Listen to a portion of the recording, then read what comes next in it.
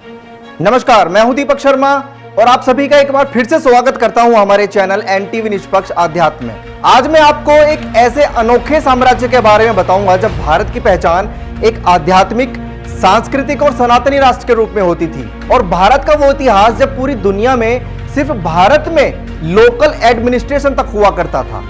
भारत समुद्र के रास्तों से एक्सपोर्ट और इंपोर्ट करता था।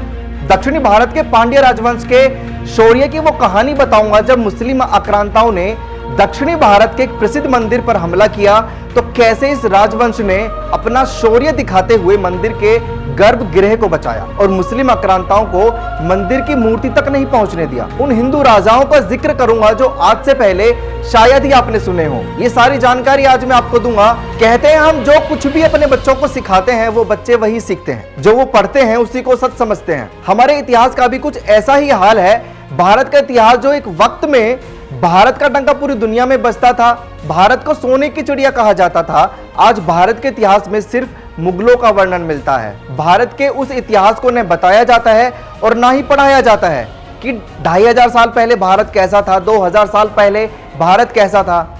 जब दुनिया रहना सीख रही थी तब भारत में ऐसे ऐसे स्ट्रक्चर मौजूद थे जो दुनिया में कहीं और आज भी नहीं मिलते हैं। सोचिए क्या साइंस और टेक्नोलॉजी रही होगी उस वक्त भारत की, जो ऐसे ऐसे स्ट्रक्चर बन जाते थे। लेकिन वो चीजें हमें ना कभी पढ़ाई गई ना कभी बताई गई। हमारी किताबों में मुगल एम्पायर का गुणगान मिलेगा। बाबर को हम सब जानते हैं, अकबर को हम सब जानते हैं। इस पर तो कई बड़ी फिल्में भी बनी हुई हैं, कई टीवी सीरियल्स बने हुए हैं। औरंगजेब को सब जानते हैं कि वो कितना कट्टर और हिंदू विरोधी था, लेकिन फिर भी उसे महान साबित करने की कोशिश करते रहते हैं। टीपू सुल्तान, हुमायूं, अकबर, शाहजहां, ये सब नाम हमने अपने और सुने हैं। हमें ये तो बताया जाता है कि बाबर अपने हाथों में गुलाब लेकर आया था, ये बताया जाता है कि ताजमहल शाहजहां ने बनवाया था, लेकिन चोल साम्राज्य के बारे में, पांड्या साम्राज्य के बारे में ना हमें कभी बताया गया और ना कभी समझाया गया। ऐसे कितने मंदिर हैं जो आश्चर्य से भरपूर हैं, जिनका स्ट्रक्चर, टेक्नोलॉजी 2000 साल पुरानी है।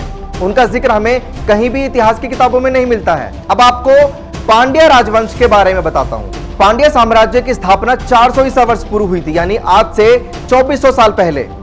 पांड्या साम्राज्य आज के दक्षिण भारत में तमिलनाडु, आंध्र प्रदेश, केरल और कर्नाटक में फैला हुआ था। इसके अलावा श्रीलंका के कुछ इलाकों तक भी पांड्या साम्राज्य फैला हुआ था। उसी दौर में दक्षिणी भारत में चोल राजाओं का भी शासन हुआ करता था। इसका जिक्र भी हमारी किताबों में नहीं मिलता। ये वो दौर था जब कोई भी मुस्लिम आक्रांता इन पर हमला करने से पहले 100 बार सोचते थे। ये इतने कुशल और शौर्यवान थे कि इन्होंने उस दौर में भी ग्रामीण क्षेत्रों में लोकल एडमिनिस्ट्रेशन तक तैयार कर लिया था, जिससे किसानों की खेती और व्यापार को बढ़ाया जा सके। आपको जानकर हैरानी होगी कि आज से 2000 साल पहले भारत समुद्री रास्तों से व्यापार करता था। एक्सपोर्ट और इंपोर्ट का चलन भी उसी दौर में शुरू हुआ था। उस वक्त 24 देशों से समुद्र के रास्ते से व्यापार हुआ करता था।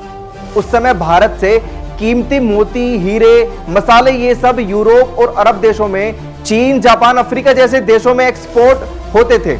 इसके अलावा ये अपनी सेना को मजबूत करने के लिए गोल्ड, कांच का सामान, अरबी घोड़े इंपोर्ट करते थे। ये सब पांड्या राज और चोल साम्राज्य में हो रहा था। पूरी दुनिया में भारत की चर्चा उस वक्त हुआ करती थी, लेकिन ये चीज कभी हमारे इतिहासकारों ने नहीं बताई। सोचिए कितना तेज दिमाग उन राजाओं का रहा होगा, क्या रणनीति उन राजाओं की रही होगी कि दुनिया में भारत का नाम हो रहा है, दुनिया भारत से सामान इंपोर्ट कर रही है, लेकिन आज भारत के इतिहास में उनका कहीं भी जिक्र नहीं मिलता। उस वक्त इन्होंने अपनी नौसेना तक बना ली थी।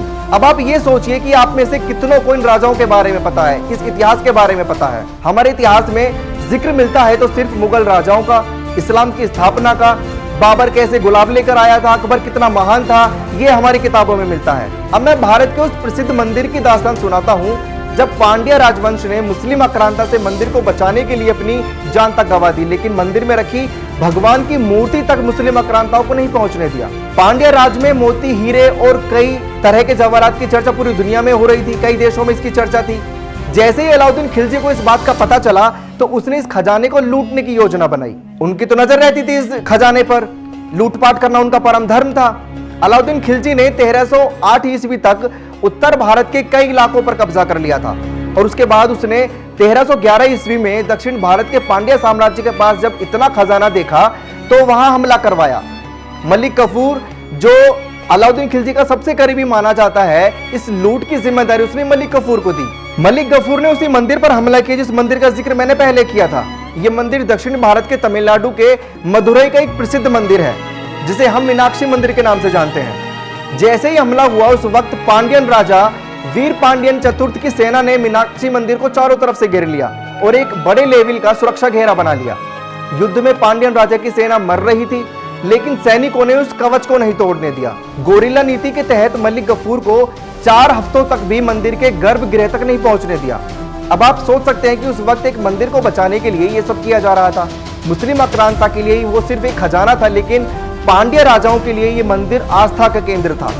उनके लिए खजाना लूटा तो लूटा, लेकिन मंदिर में रखी भगवान की मूर्ति को बचाए रखना ज्यादा जरूरी था। न जाने कितनी तबाही मलिक गफूर ने मचाई, कितना खजाना वहां से लूटा, लेकिन फिर भी वो मंदिर के गर्भगृह तक नहीं पहुंच पाया, मंदिर की मूर्ति को नहीं छू पाया।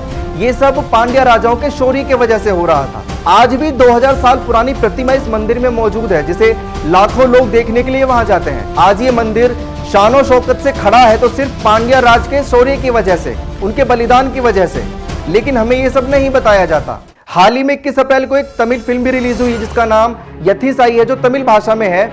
इस फिल्म में पांड्य राजवंश को दिखाया गया है, उनके युग को दिखाया गया है, उनके शौर्य को दिखाया गया है। हमें जरूरत है ऐसी फिल्मों की जो हमारे इतिहास को दिखाएं। जो इतिहास हम सबसे छुपाया जा रहा है, जो छुपाया गया है, उस इतिहास को उजागर करें। आप लोगों को क्या लगता है प्लीज कमेंट सेक्शन में जरूर बताइएगा। और ऐसे तमाम मुद्दों पर चर्चा के लिए मैं दीपक शर्मा आपके सामने आता रहूंगा और आपको ऐसी तमाम जानकारियां देता रहूंगा। आप जुड़े रहिए हमारे साथ और देखते रहिए हमारे चैनल NTV निष्पक्ष आध्यात्म को। नमस्कार।